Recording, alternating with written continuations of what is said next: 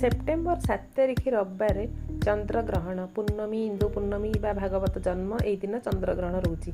ग्रहणर लगे समय 3 घंटा 29 मिनिट 28 सेकेंड रही। रात्रि 9:57 7 सेकेंड ग्रहण आरंभ हो।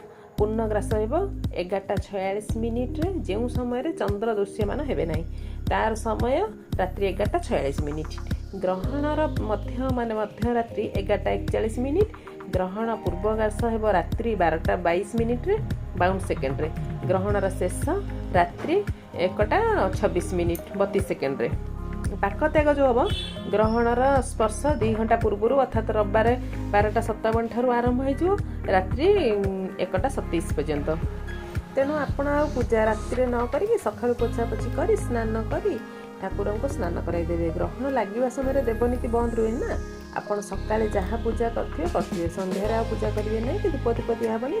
परदिन आपण ब्रह्म मुहूर्त उठिकी पूजा करेंगे।